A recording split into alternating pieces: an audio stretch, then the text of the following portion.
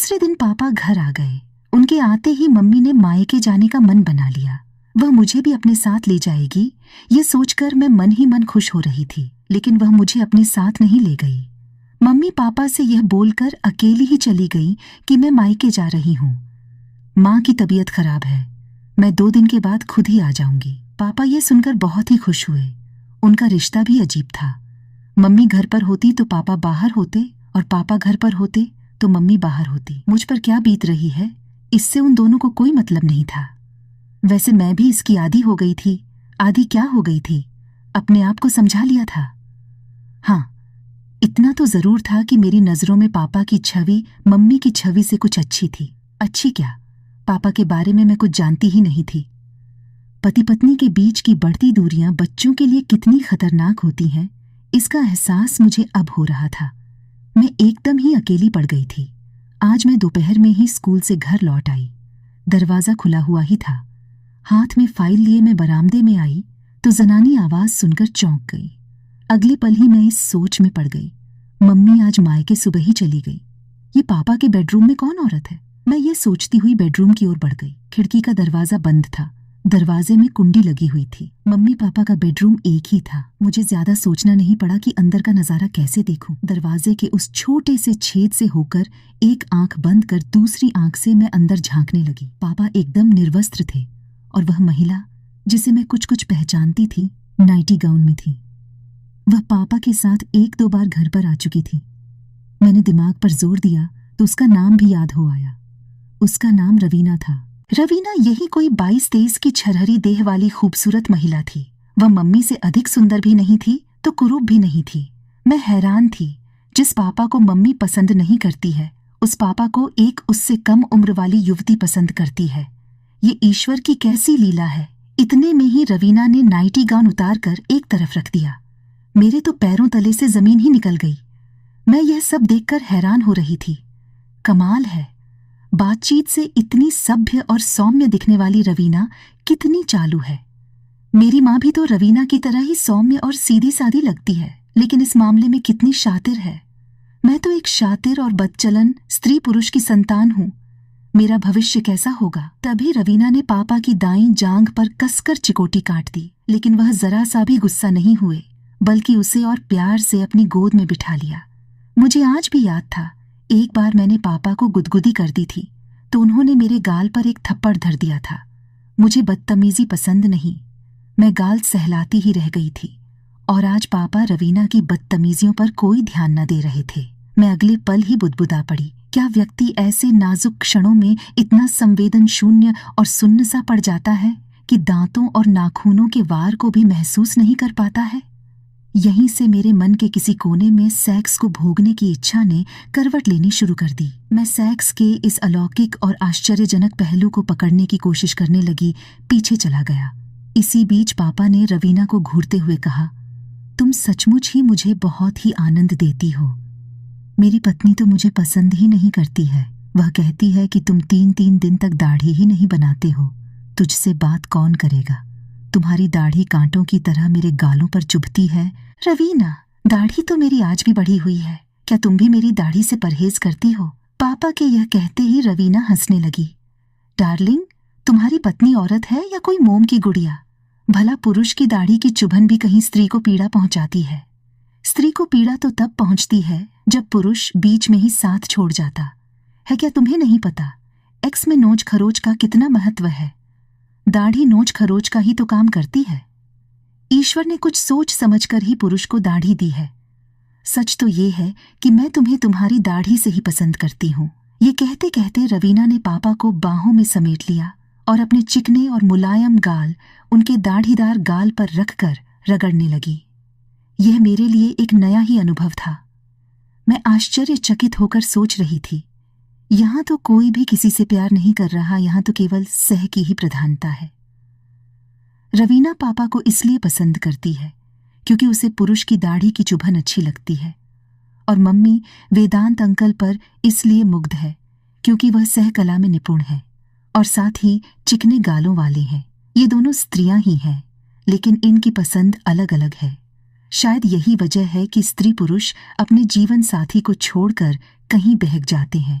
बहक क्या जाते हैं, अपने मनपसंद किसी सुयोग्य साथी की तलाश कर लेते हैं। मैं भी तो एक स्त्री ही हूँ। क्या मेरी पसंद अपने विचारों के अनुकूल पुरुष की नहीं है?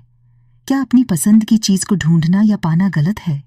नहीं, पापा, मम्मी, वेदांत अंकल, रवीना आदि सब बहके या भटके नहीं हैं। इन्होंने तो अपनी अपनी पसंद को हासिल किया है। इसी मध्यांतर मैंने देखा पापा रवीना की देह पर झुकते जा रहे हैं और मैंने अगले पल ही अपनी दोनों हथेलियों से आंखें ढक लीं और मन ही मन सोचने भी लगी, यह कैसी आग है जो स्त्री को पुरुष दर पुरुष और पुरुष को स्त्री दर स्त्री भटकने पर मजबूर कर देती है।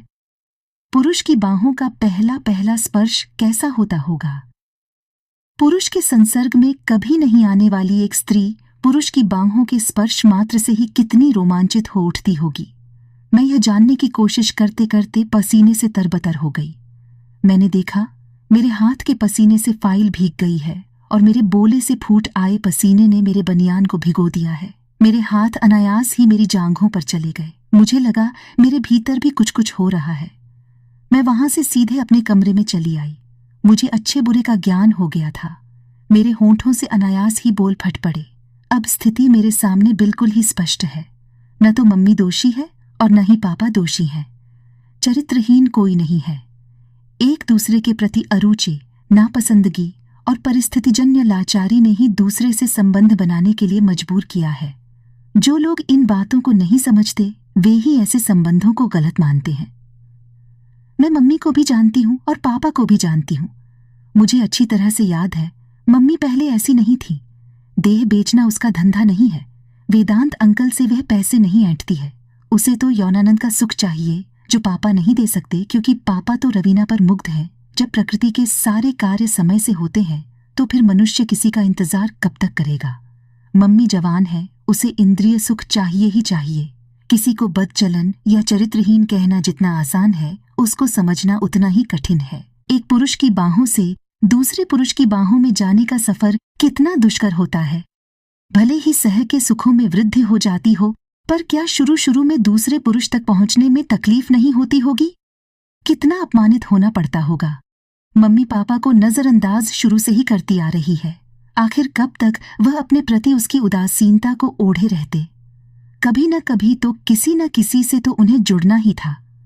मैं रवीना की शुक्रगुजार हूं कि उसने पापा को समझा है, और मैं वेदांत अंकल की भी शुक्रगुजार हूं जिसने मम्मी की पीड़ा को और बढ़ने नहीं दिया है। अगर पापा के जीवन में रवीना नहीं आई होती और मम्मी के जीवन में वेदांत अंकल नहीं आए होते तो क्या ये दोनों दिमागी रूप से पागल नहीं हो गए होते? इन अवैध संबंधों ने ही तो उन्हें यौन रोगी होने से बचाया है। इतने में ही मेरे विचारों की श्रृंखला टूट गई। पापा दरवाजे में खड़े थे और रवीना उनके पीछे खड़ी थी। मेरे बोलने से पहले ही दोनों मेरे नजदीक आकर बैठ गए। मैंने देखा दोनों के ही चेहरों पर गजब की ताजगी और आत्मसंतुष्टि थी। मेरे मन में पापा के प्रति कोई मैल भाव नहीं था। मैं रवीना को भी एक बदचलन औरत नहीं मानती थी। मम्मी के लिए भी मेरे मन में कोई बैर भाव नहीं था। परिस्थितियां ही ऐसी बन गई थीं कि सब घालमेल हो गया था। ऐसा कभी मेरे साथ भी हो सकता था या किसी दूसरे के साथ भी। मेरी तरह विचारधारा शुरू शुरू में इन लोगों की भी होगी। जब परिस्थितियां इनके प्रतिकूल होती गईं तो इनके विचारों में भी बदलाव आता चला गया। मेरे भीतर एक गजब का आत्ममंथन चल ही रहा था कि पापा ने मुझे टोक दिया। काजोल बेटी, क्या सोच रही हो?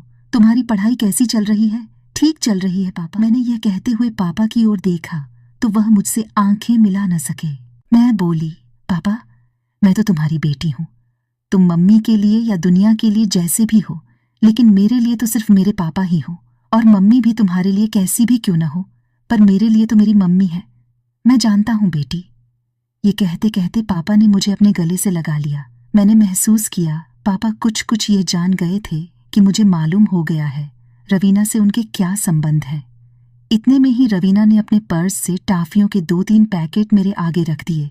तुम्हें ये टाफियां पसंद है ना? मैं तुम्हारे लिए ही लाई हूं।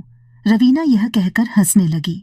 मैं सोच रही थी अब मैं इस प्यार और लगाव को क्या कहूं। कैसे यह कह दूं कि रवीना बदचलन है या वेदांत अंकल चरित्रहीन है। मुझे एक साथ इतने सारे लोग प्यार करने वाले मिले हैं। मेरे लिए तो सभी अच्छे हैं। बुरे तो तब होते जब वे एक दूसरे को ब्लैकमेल करते या ठगते लूटते। वे तो जिंदगी को जी रहे हैं, वह भी बड़े ही सलीके से।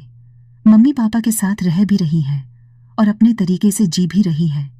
पापा भी मम्मी के साथ रह रहे हैं और अपना जीवन भी जी रहे हैं।